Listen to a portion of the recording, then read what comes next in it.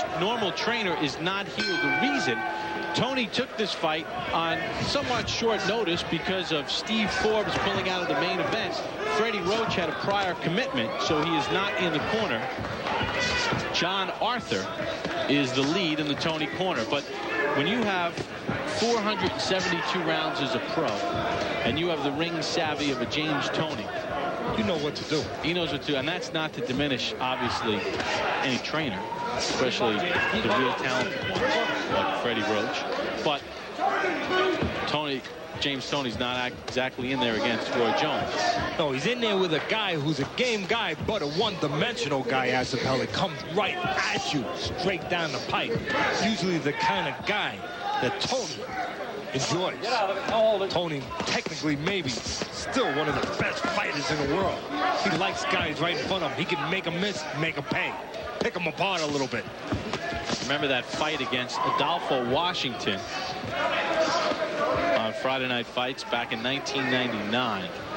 That fight could have been literally in the phone booth, as they say. Those two stood in the middle of the ring, but Toney knows how to create just enough angles to make the man miss on the inside, and he's very short and crisp with his punches. Well, there's good news and bad news for Asipeli. The good news is Toney stays right in front of you, tries to make you miss and punch right there. The only thing is Toney can counter in between shots, and Asipeli once in a while can get a little wide. The good news is the way that Toney boxes. He doesn't use his legs much, and that's where Asipeli has trouble. His style cannot deal with movement.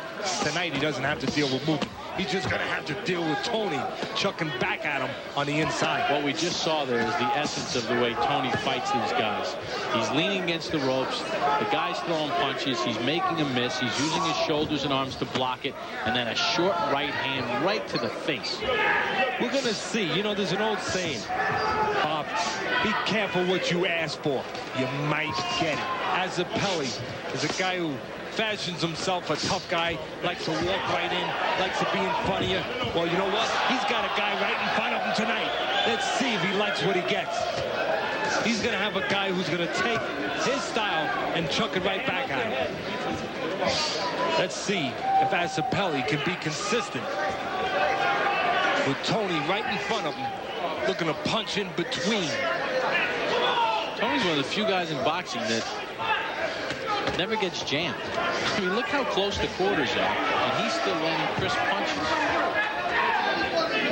Asipeli still is where he wants to be. He has no chance on the outside. He has a better chance on the inside. The cleaner punches landed by James Toney. Stop. Miller High Life, Bob Papa, Teddy Atlas, ringside in Phoenix, Arizona. James Toney against Sione Asipeli. Toney, who is always a pleasure to work with. And he's on action. Fun during the interviews, always has a laugh. 195 pounds. You see he landed 32 of 73 punches, 29 with power shots. Toney likes to fight on the inside because he throws nice, short, little punches. Yeah, it's funny, James Toney in the Ali movie played the role of Joe Frazier. When we spoke with Asipeli, Asipeli said, I need to fight like Smoking Joe Frazier. Constant pressure on Toney, never letting him take a minute off in a round. It's not just the pressure, though, Bob. There's pressure right now. But Asipeli is not scoring. He needs to move his hands while he's putting pressure on. Not just put pressure on. If there's a flaw with Toney, sometimes he can fall in love with his defense. Make you miss, make you miss. It's important for Asipeli to keep Toney defensive. Otherwise, he's going to have problems. And right now, Toney is just taking Asipeli to school. You saw him bang out 2 quick jabs and then shoot the left hand to the body. See, right here, Asipeli needs to move his hands. If you can move your hands enough with Toney, you can make him go into a defensive play long enough where you can be in the fight. Negate him a little bit. Asipeli doesn't move his hands quite enough. Watch for Asipeli to go into that old mongoose, that old Archie Moore, the former great fighter, former great world champion. Watch him to go into that turtle defense. When Asipeli does that, watch, he's doing it right now. He crosses his arms, crosses one arm over the other. What happens then is you can't punch until you pull one hand back. And to do that, you have to expose yourself. And Toney in those spots will stay close. And when Asipeli goes to pull a hand back to expose himself like that, he'll get nailed with a punch from Toney. Eddie, listen, there's things about James Toney and his weight and all the other things and problems he's had with his weight and where he fits in divisions. But is there a boxer right now in the pro game that's more effective in his tight quarters as James Toney? Because he's extremely accurate from this very close range when he delivers his punches. Not too many.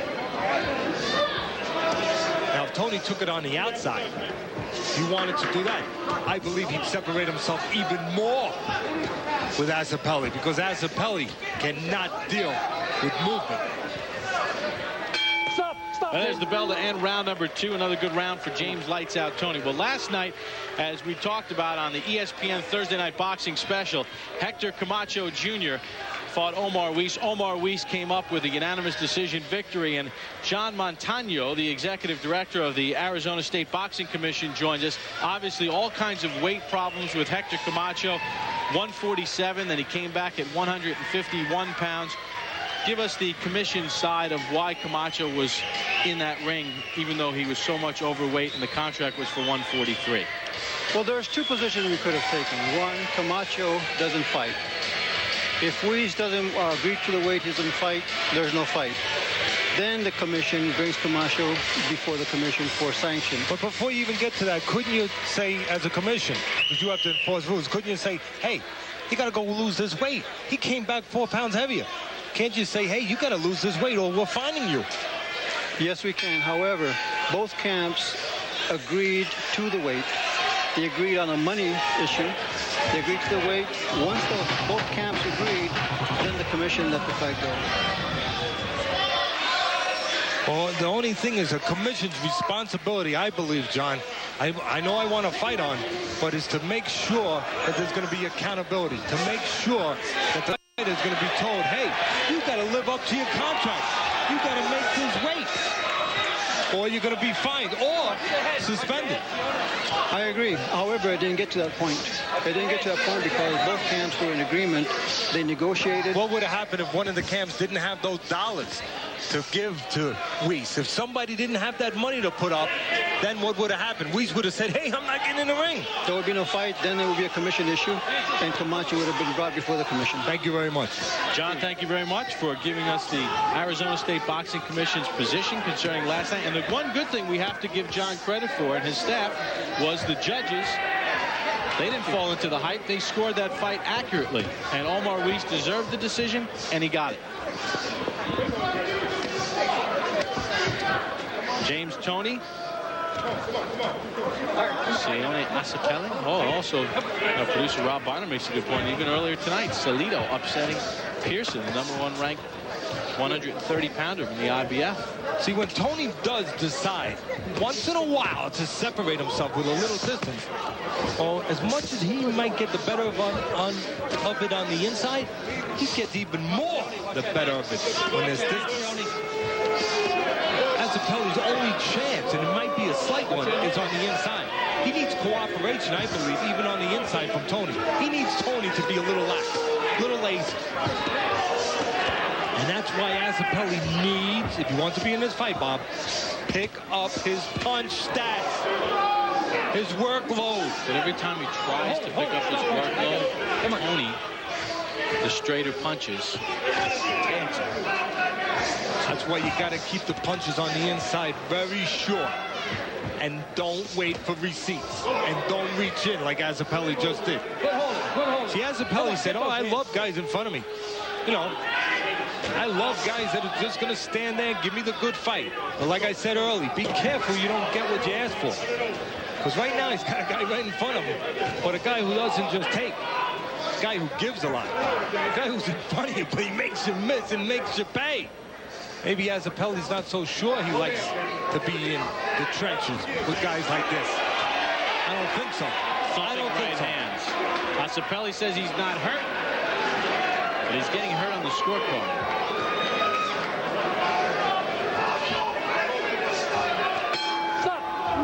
Sione Asipeli. No knockdowns. Toney has controlled this fight with the cleaner, crisper punches. Asipeli, with a style similar to Toney's, right there, right in front of you, does not have the skill level to match James Toney. He's just picked him apart, punched away. Asipeli has the style to make Toney happy. Yeah. You know, you take a look at the numbers through 3 rounds, dominant by James Toney. James Toney is obviously very bitter at Roy Jones because he's never gotten the rematch. He's been outspoken about how Jones never seems to have to fight anybody, gets fake mandatories and just keeps fighting nobodies, where guys get stripped. Toney says he's been ranked and so on and so forth. I just can't see, though, how a James Toney-Roy Jones fight could be even remotely interesting, because Toney needs a guy right in front of him, and Roy Jones is not going to be leaning against him. Now, maybe Vasily Girov, who we're going to speak with later, who is supposedly closing in on a deal against Roy Jones.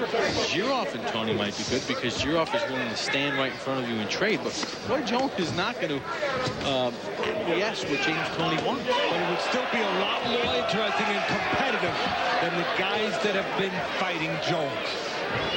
These built up, sometimes fraudulent #1 contenders by these organizations. It's amazing.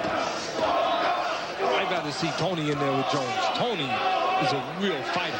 Toney's a guy that you can never count him out. To style with Jones would be difficult. Jones is a little older now. Maybe Jones wouldn't move quite as much. Uppercut from Toney. He's picking this guy apart. Oh, this guy's made to order. There's that turtle defense hurting Asipeli. Watch when Asipeli goes into that crab-like defense like the great Archie Moore used to do. He gets creamed right there again. And he's trying to act the act like, oh, it doesn't bother me, but it's bothering him. You know, shaking your head, shaking your feet, that's not winning rounds. And that's not intimidating James Toney. He's been there, done that, seen it. Because as we saw Toney against Adolfo Washington back in '99, James Toney is more than willing to do this for 10 rounds and beat the stuffing out of it. He doesn't care. Now, you can shake, you can jump your feet up and act like you're a monster and all that stuff. And Toney says, yeah, you know what? I've retired a few monsters in my day. Come on. I don't care about that stuff. There's no monsters. There's just fighting. Nobody has S's on their chest. Watch your shoulder. So do all that stuff you want. I'll do the punching. I'll do the slipping. And you know what? You're going to feel it. You're going to feel it. Hooks to the body, hooks to the head, straight right hand. James Toney just pounding Sione Asipeli. Come on. Come on. Hold it. Taxi! Against Sione Asipeli as we begin round number 5 of the scheduled 10-rounder. On our scorecards, James Toney has won every round. He was pummeling Asipeli. Asipeli hasn't been down. He's shown that he's tough and he can take a shot, but he's not doing anything to win the fight.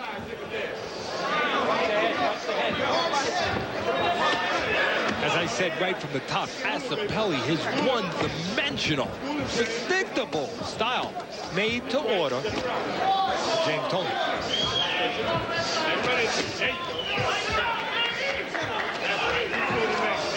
To show that no matter how much shaking Asipeli does, sticking his tongue out, shaking his head, stomping his feet, to show you that he's breaking down a little bit.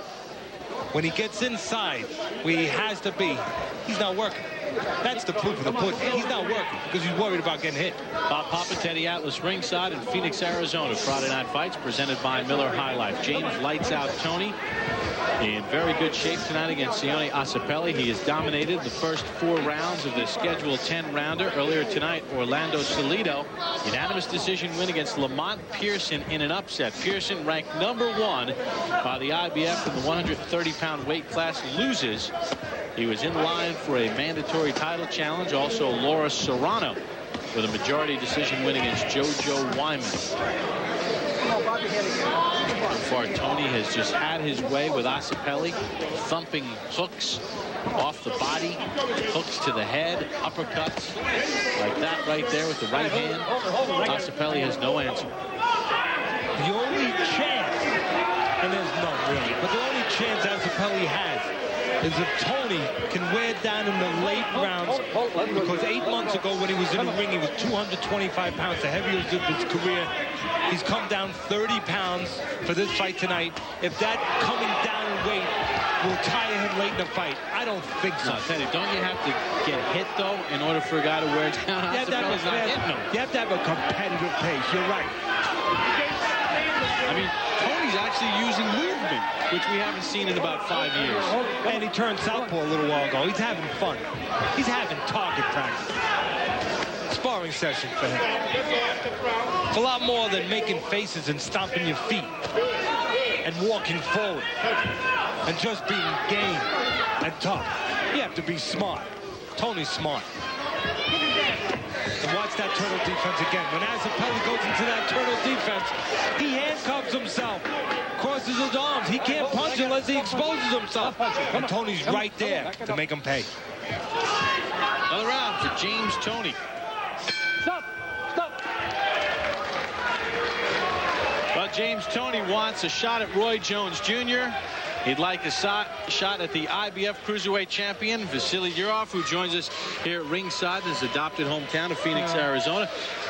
We hear that you and the Roy Jones camp have basically agreed upon a deal and that a fight is going to happen sometime this summer. Is that true? So far we're looking at this, yes. Now, this is an example of how much you want the fight. Is it true that there's a clause in the contract that you must weigh in 3 hours before the fight and must be at 190 pounds 3 hours before the fight? You will agree to that? I'm agree because I'm working at 190. So I'm actually on my weight all the time. So it's no problem for me. That means he's hungry, Teddy. Yeah, no doubt about it. How do you go beat Roy Jones? How I go beat? The body? It's one of my best punches. Of course, I will use this, but I think you guys you will see when it happens. You want to keep it a secret? Yes, I want you guys to enjoy it. Were you, when you looked at the tape of your fight against Castro, who you had here on Friday Night Fights a couple of weeks ago, back in February, did you learn a couple things in there? There's some of the areas of your game you have to clean up a little bit? Yes, it was a nice tough fight. The guy is very smart. He has a lot of experience, and it was just nice to me was being there and actually go again all 12 rounds, because actually almost my fights will go pretty quick. You're going to be fighting a southpaw in Toney. You fought, I'm sorry, not Toney, and Roy Jones. You have fought a lot. You have fought a lot of southpaws. Yes, I am here. You mean Jones is right-handed? Yeah, that's what I meant to do. Do you think that will be a big advantage for you, you being a southpaw? Will you try to take advantage of that? Because against Jones, that talented fighter, you need to come up with a specific game plan. Will part of that be to try to take advantage of being a southpaw? I think so, yes, because actually I saw his fights with southpaw, and he's not actually very good about fighting these guys in southpaw, and he has some problems, so I think so it helps sometimes. Vasily, one more question for you. If the Jones fight somehow falls through, in boxing anything's possible, or if you do have the fight, whether you win or lose, is James Toney one of the guys that's on your radar screen as well? We're actually thinking about this, and right now actually my manager and my promoter are working about this, and so I want to see this. I would like to fight James Toney, but I want to cross his shoulder people. He's a capable fight in the cruiserweight division, you know. He was like 200 pounds in his heavyweight, and right now we can see if he can make this a weight, and he can fight both, you know.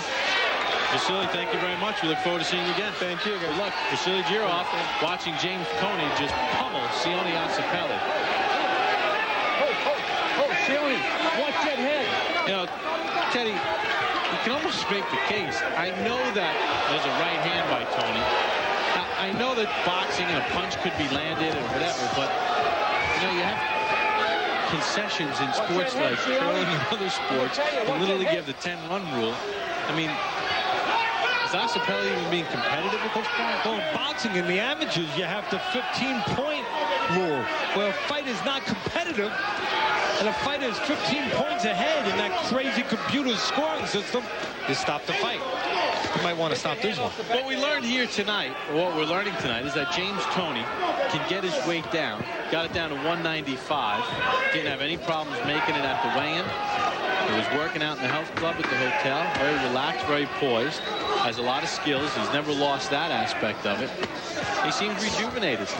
Asipeli is no match either. Here's Brian and Max. Thanks, Bob. Roy Jones Jr. has asked his #1 contender in the WBC to step aside so he can fight Vasily Girov. Which guy would you rather see Girov fight, Toney or Roy Jones Well, Jr.? Jones and Girov is a super fight. Toney and Girov isn't. But I do think Toney and Girov is a fight of the year type fight. Toney loves for guys to come right at him, and he's such a technician. He's so comfortable in there picking off shots and countering. And Girov wants a guy to stand right there and try and counter him so he can no nonsense go in, bang the body, and try and take him out. Their styles mesh so well that no one's going to really impose their style on the fight because they want each other to do what they're going to do. The question is who's going to be able to impose their will. That's a definite fight of the year candidate. But, of course, Roy is more money and it's a bigger fight. Roy Jones Jr. walking around maybe 170 pounds, going up to 190. Harry Greb? It's sensational. I mean, that'd be big No one else news. is asked to do that except for Roy. Let's go back to Bob and Teddy, guys. All right, thanks very much, guys. And you look at James Toney here. You know, Brian and Max made the point. Roy Jones, you know, walks around at 170 or whatever it is. What weight do you think Jones would come into the ring against you? I mean, there's no need for him to really put on weight. I mean, for him, it's going to be all about his speed and his boxing skill. He can go in at 175 and still win the fight. You're right. He should. That's a good point. Going Not light, only, right? he should come in what he's comfortable coming in. He should not try to put weight on. He should just be comfortable, be in good shape, and have the right fight plan to take advantage of what he will think are flaws in Girov. And by the way, when I was asking Girov about him being a southpaw, Toney has had plenty of practice. Not Toney. Roy Jones has had plenty of practice with southpaws. Matter of fact, at one point in his career, he defended his title with 3 straight southpaw. And he was a decorated amateur, and in the amateur game, you see a lot of southpaw. He just has tremendous skills. I don't think that's going to be a problem at all for Roy Jones. Yeah, you know, and Max made the point that the real good fight, obviously Girov and Toney both want Roy Jones, but stylistically it's not that good. The real entertaining fight for fight fans will be the Toney-Girov fight because of the way they fight. Right now, Toney doing what he wants, turning southpaw, picking his spots. Asipeli, the only thing that he's had that is worth mentioning tonight is heart and a good chin. If Toney wants to get rid of Asipeli, there's 2 ways to do it. One, he'd have to put together 3 or 4, not just 1 or 2 at a time. And when the guy has a real good chin, you know where you should go, Bob. Downstairs, bang that body. Toney started banging that body hard. Maybe that chin of Asipeli or the resolve of Asipeli wouldn't be quite as strong. See Asipeli leaning forward there. Toney could step back, lead him right into an uppercut. Right there. And Asipeli looks to get away from punches. He leaned forward. Toney would step back for that uppercut. You can't miss. And it's up to him to put something on top of it to maybe close the show.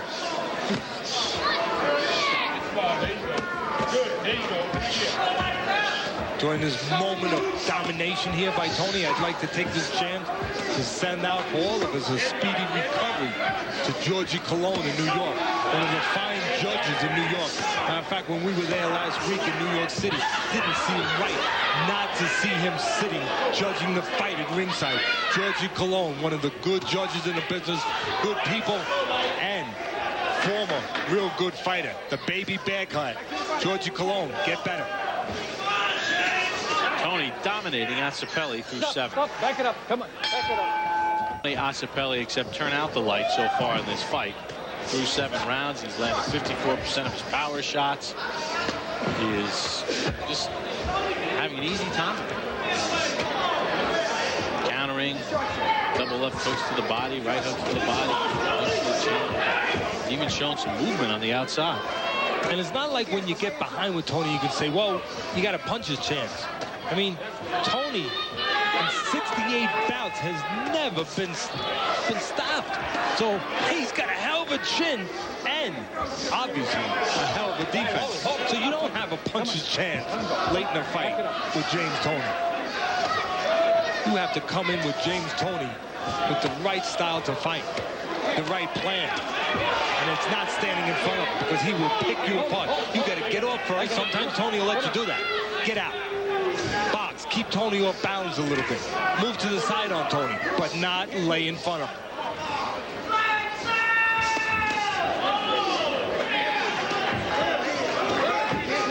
Waits Toney's feet are set. He likes you right in front of him. If you move around him a little bit, then you can negate him a little bit. Asipeli does not have the ability to do that. You saw what Toney did right there. As Asipeli was trying to move around him, Toney just put his left shoulder on Asipeli's chest, and he moved with him. Come on, no. You're picking up a lot of things there, partner. You just guided him to where he wanted him. You're right. That's what you can do in there. You can move a guy. You don't have to even be the bigger, stronger guy. You can take a guy's elbow and just turn him like that. Watch Toney on the inside. He'll take his glove, and he'll just put his glove around the elbow. There he goes. And just turn the man a little bit.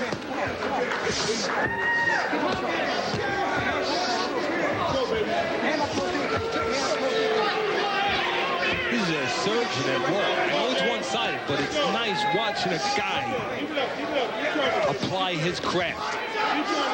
When he does it well. Toney does it well.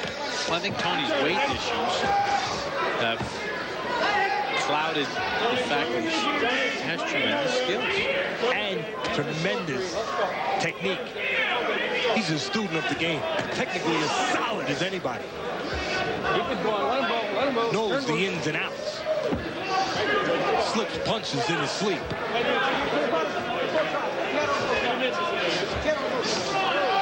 The only thing you wonder about Toney is if there was more discipline at the training table, these last couple of years might not have been wasted.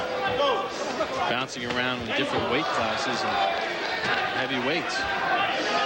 He seems rededicated for one final push at a world championship. James Toney sizes up the competition, looking for one more shot at a world championship. James Toney's coming for you regardless. I'm back. I'm coming for everybody out there. That means Roy Jones, Darius McIntyre, you know, Vasily Girov. Whoever want to fight me, I'm going to fight them all because I'm the best fighter in the world, period. I'll fight anybody.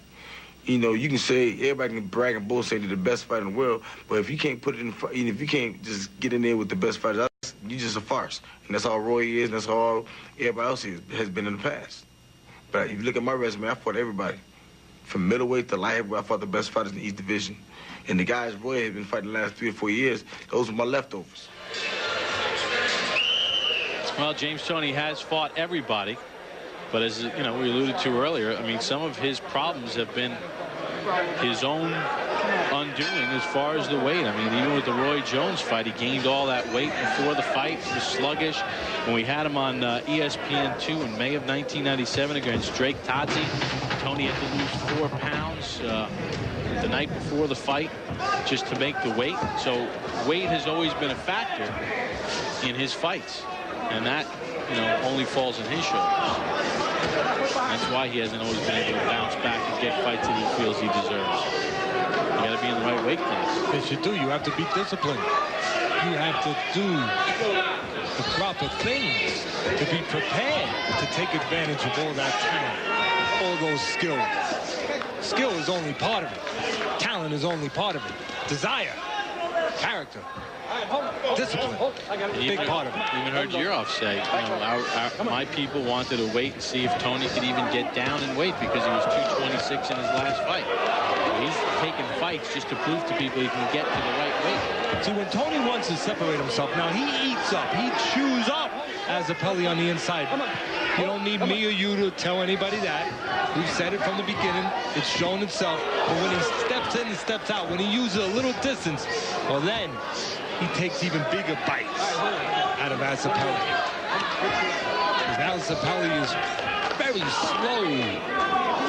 And when there's distance, well, Toney gets more room to unload, to do damage, more gaps to create havoc. Daddy, I think I'm starting to see the Everlast logo on the head of Asipeli. Yes, sir. He does look like an Everlast punching bag. No doubt about it.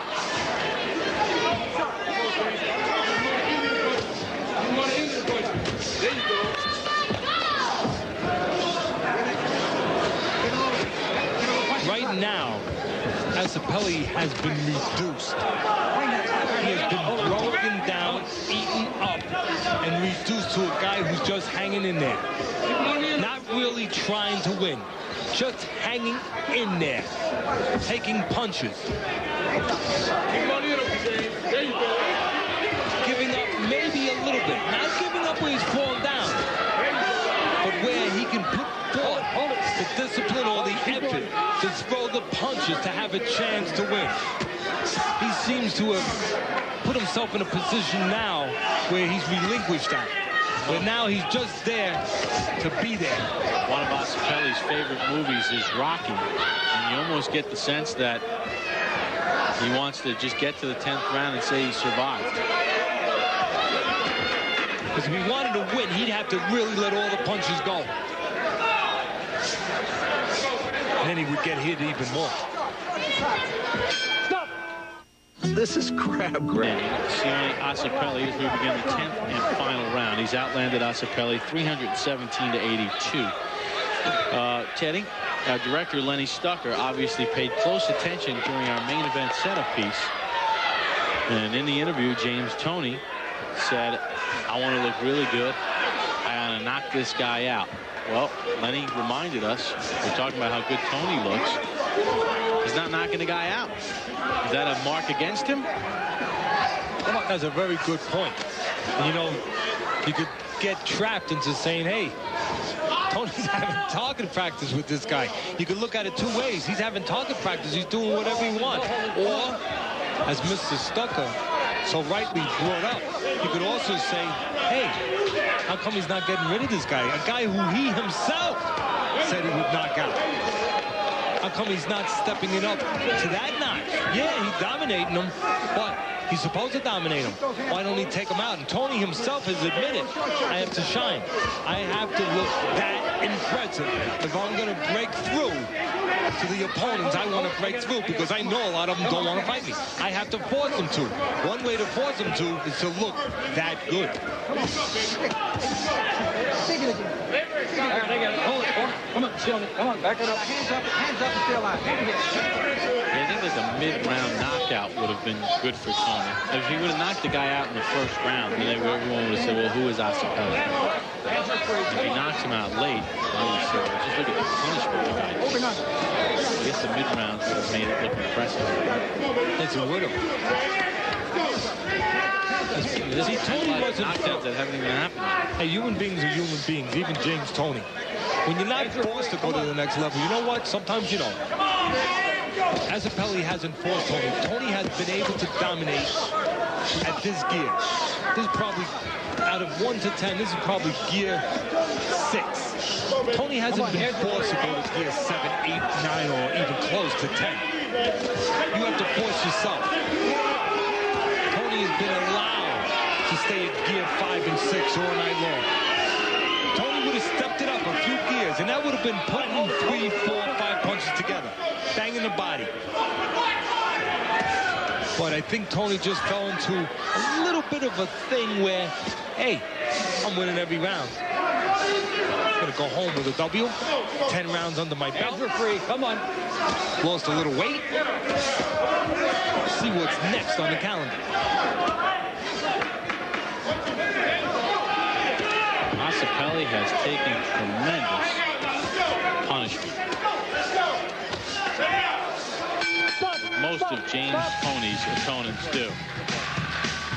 Asipeli raises his arms. He lasted for 10 rounds. Yes, he did.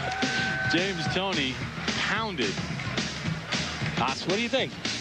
And I didn't give him a grade, but I just said, hey, you know it was up to you. You could have taken it as far as you wanted to. A shutout on all of our cards, and I would be shocked if there's not a shutout on every card in America. Here's Thomas Schreiber. Ladies and gentlemen, after 10 rounds of boxing, we go to the scorecards, and we have a unanimous decision. Judge Chris Wilson scores about 99-91. Judge Aaron Kaiser scores about 100-90, and Judge Gonzalo Valenzuela also scores about 100-90, all in favor of your winner, James Lights Out Toney. Wow.